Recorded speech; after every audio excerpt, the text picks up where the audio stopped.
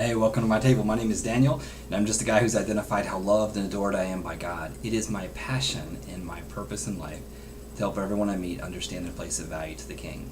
And one of the ways I get to do that is through a book called Solomon's Song, and it's a 90-day devotional, and we are actually on day number 43 in this Bible study today. And so I'm excited to get to this one because we're dealing with the morning after in a connection point, and another shift is taking place within the heart and within the spirit of the bride.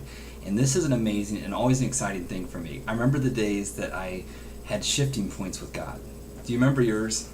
I mean, there's shifting points. There were days where you look back and almost say, I remember when I used to think this way about God and I don't think that way anymore. I remember when I used to have this understanding about Him that I no longer hold because of this event in my life. Or something shifted where I got to understand His heart deeper for me. And I understood a little bit more of my value to Him. And I see this in her journey here. And it excites me, and I love it because we're going to see her start to exhibit some characteristics that come only from accepting those shifting points that God gives us. That's the key. Accepting the shifting points that God gives us.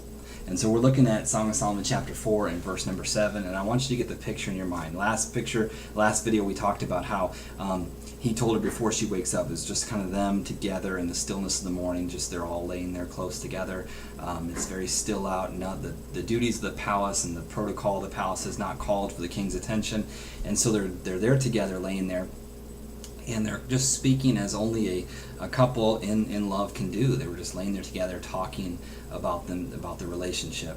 And he was asking her before the day broke, before the shadows of the evening fled away, he wanted her to start her day with some remembrances of some things. And I love the intentionality of Solomon. I love the fact that he was not going to let this time be wasted.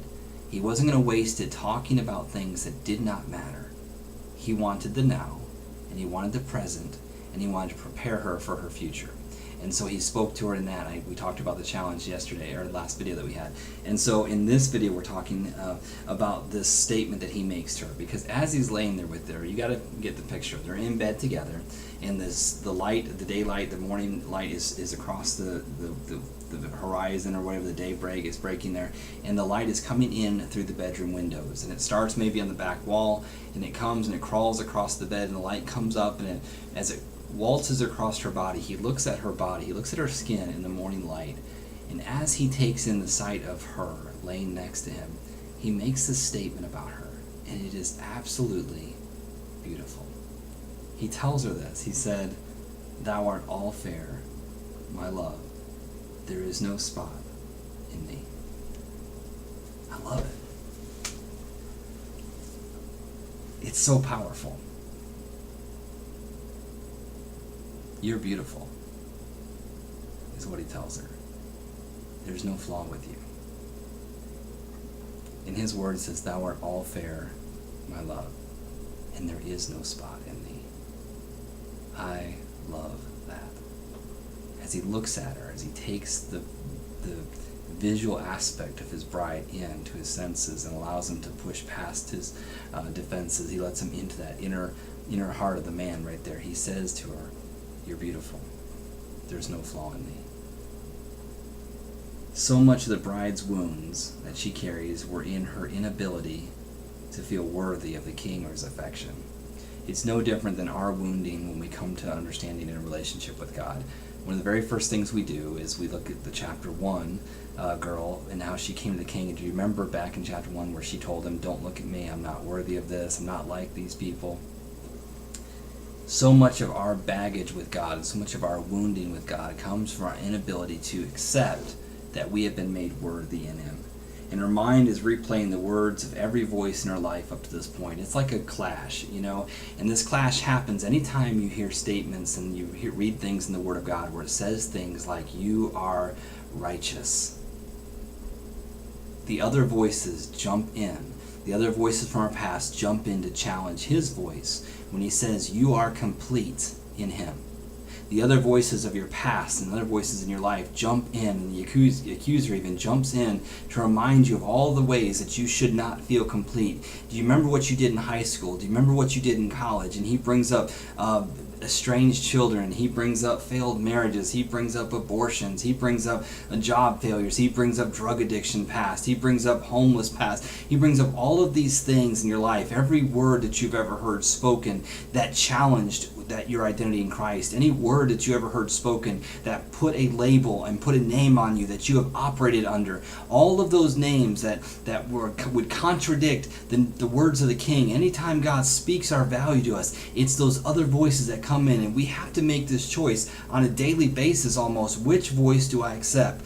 The voice of the one that loves me, the one that's with me now, speaking my value to me? Do I operate in what His Word reveals, or do I operate in how I feel? Do I operate in, I did mess it up. Man, there are days when I'll wake up in the morning and those voices will come into my head or into my heart of all the things that I've done, all the bad decisions, all the choices that I've done, and all the failures that I've had in life. And there's a lot, and they come at me, and man, it hits you sometimes. You gotta say, am I this person? Am I really this person? And there's so many times where you just have to stop and say, yeah, I hear what you're saying. And there was a day when I would have believed you on that. But you know what? God says I'm something different than that. God says that He's got a plan for me. And God says that all things work together for my good. And God says that I'm His masterpiece. God says that I'm complete. God says that I am not a failure. God says that I am not a waste. God says that I am this. And He says that I'm this. And He says that I'm this. And you have to remember that voice and let the voice of the King become louder than the voices of your past. And so He speaks to her, and he's telling her that. Let me just say that placing someone in a new environment is a time-sensitive process, and it's one that takes a massive amount of patience and understanding. Restoration and reconciliation is not a task for the weak of faith. And God is willing to take our entire lifetime, if need be, to bring us to the understanding of His complete and all-consuming love for us. I love that.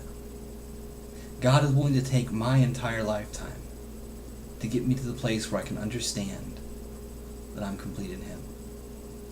And I don't want to get to the end of my life to understand that process, understand that has taken place. I want to take it now. And I challenge you today to let His voice in the morning, let His voice start you off. Man, in the last video I challenged you to take some time to think about a couple of things, specific things in the morning before you start your day. Now in this video I want to challenge you to let His voice win out over the voice of your past. Let His voice and His words remind you there is no flaw in you, and whether you feel flawed or not. Anytime I feel distant from God, anytime I feel unworthy of what the King says about me in His Word, I have taken my eyes off of what He has done for me, and I've placed my attention and my focus on what I have done to myself. And let me say to you, you are not what you have done to yourself. You are not. You are what the King of Kings did for you when He stood on the cross and He said, "It is finished." That's who you are, and that's who you claim today. Let me ask you a question. What would it take for you to fully accept the understanding that you have been made completely clean by what Christ has done for you on the cross? What would it take for you to accept you aren't fair and there is no flaw in you? I ask you to challenge you to think about that, because that's what I want your prayer to be today. I want you to ask God to help you accept it. Let today be a shifting point for you in your journey with the King. Let today be a shifting in your relationship, where the relationship has now been redefined with God. God's not threatened by the fact that we look at what He says and says, I don't know if I believe that or not. That doesn't scare God. It doesn't infuriate Him. How dare you? And the fact is that He is still speaking this 4 chapters into Song of Solomon. Means that in chapter 1 He spoke it to her and she didn't believe it. And in chapter 2 He spoke it to her and she wasn't sure if she believed it. And in chapter 3 He spoke it to her and she was kind of afraid to accept it. So He's not going to say, well, you know what, I told you. I already told you once. I already told you twice. He says, I'll tell you as many times as you need me to tell you. There is no end and there is no limit to my patience in expressing my heart for you. I'm going to tell you every day. Hashtag every day. If I need to, I'm going to wake you up and I'm going to remind you that you are beautiful and there is no flaw in you. Thanks for being with me today. Hope you have a fantastic day today. When we get back together again next time, we're going to talk about love. And how do you know if your love is genuine? The love that I have for God, like, is that genuine? If I've been given love from God, and maybe I've given love back to God, but I still struggle, was it genuine love? And we're going to look at this thing about the genuineness of our love for God.